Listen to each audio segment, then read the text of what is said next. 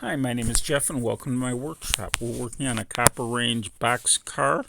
This is a double sheath wood car from Accurail. So it's made of plastic. We're going to start with the car body. The first thing I want to do is weather this. This might look okay on a new car, but it's certainly not what this car would look like in its later years of service. The details look okay on here. We certainly could improve the car by replacing them, but they don't really need it. So I'm going to use a sponge painting technique with a fawn colored paint. And I'm tearing the piece of sponge I have in half and just kind of picking off pieces of the edge of it so that I have a random edge to the sponge, so that when I apply the paint, I get random applications and I don't have a pattern repeating over the model. So I like to use some tweezers for this, and these are self-closing tweezers on them, and they're curved tweezers, so I find I don't press as hard with the tweezers as I do if I'm using my fingers. I also don't get paint on my fingers when I'm using the tweezers. So two advantages. I'm going to do a dry brushing, so we loaded up the sponge with some paint and dab most of it off on the paper towel. And now we're going to start applying it randomly around the card, just tapping lightly on the car to get the peeled paint look we're looking for.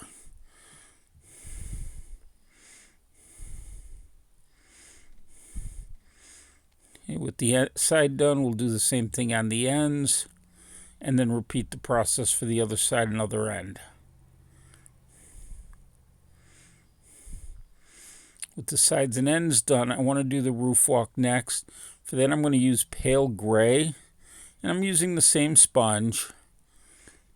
And again, the dry brush technique, so I'm tapping most of it off.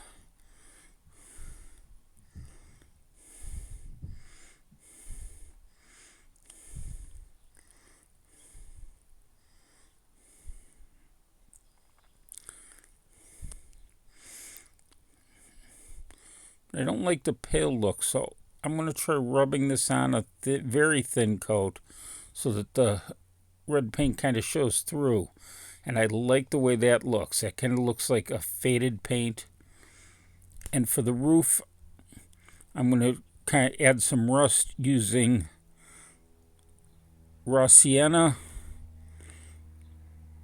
as my first coat of rust. And then I'll go over it again with some terracotta to represent new rust.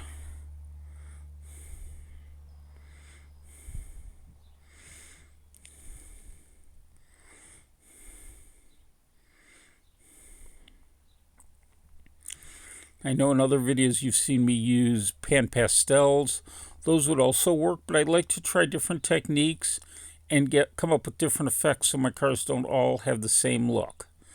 Next thing I want to do is add my India ink wash to the running boards and roof and sides. I really want to kind of bring out the details with this. We'll start with the running board or roof walk.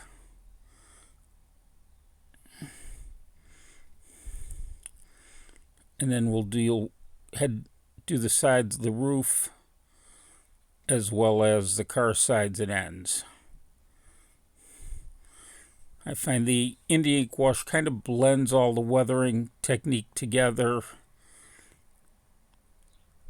and really helps things help it flow and appear natural. It also is great for bringing out detail, as I said, because it gets into all the crevices. So you see the lines of the different boards in the roof walk, and the ribs of the roof show up. With the car weathered, I want to work on the underframe. Now, I wasn't really thrilled with the instructions that they gave on here. I tried doing them by the instructions. It didn't really work out, as you'll see. If I were doing this over again, I would probably do it differently. So they instruct you to apply these cross members to the bottom of the center sill pieces first. But there's no easy way to stand that up on its end because of parts that are on there.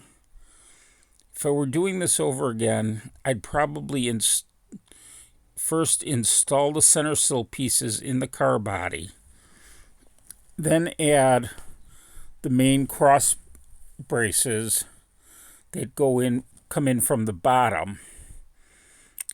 Once those had dried, I would remove them and then add these smaller cross braces onto the bottom of the existing assembly.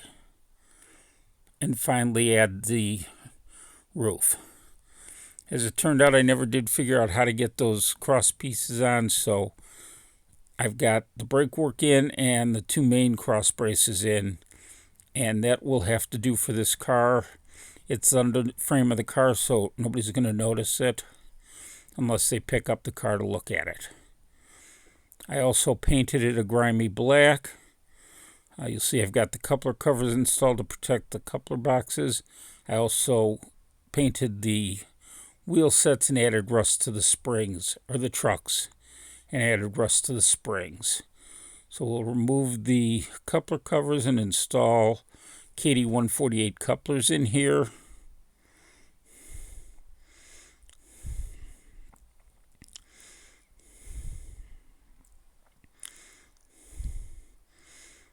And then also install the trucks. But before I install the trucks,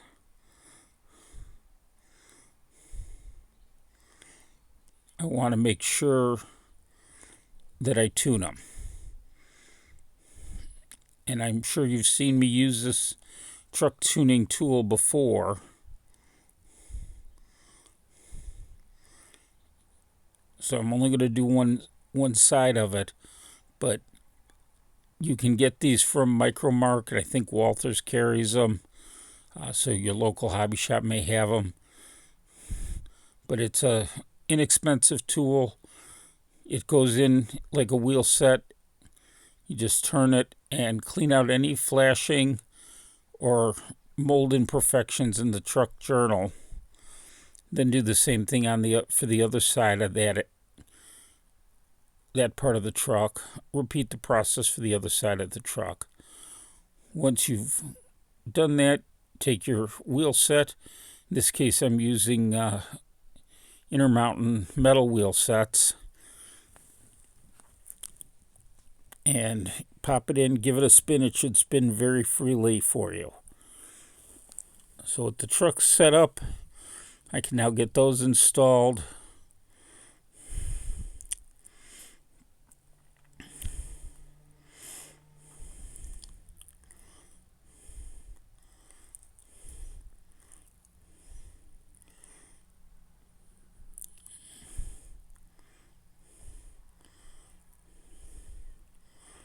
It's important to make sure the truck is facing the right way and that you have it sitting on the kingpin properly, on the bolster kingpin. When you do that, the screw should drop in and the truck screw down nicely.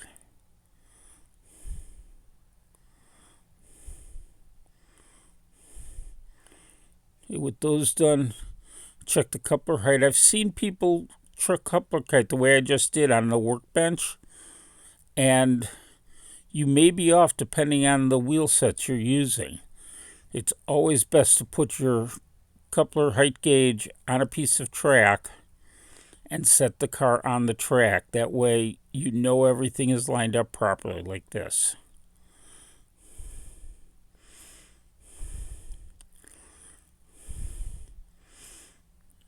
This car turned out perfect.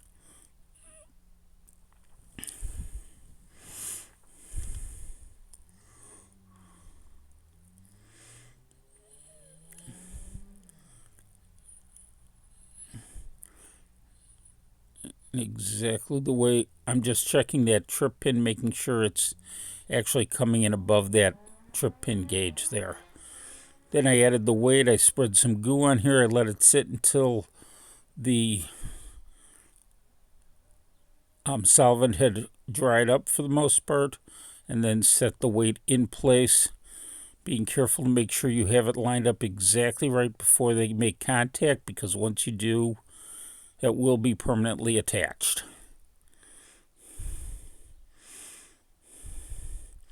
The stirrup steps, turns out easiest way to install these is with the trucks removed from the car, and they go into two holes that are very difficult to see in the video, but they're at the very corners of the car on the underframe, and they glue into place.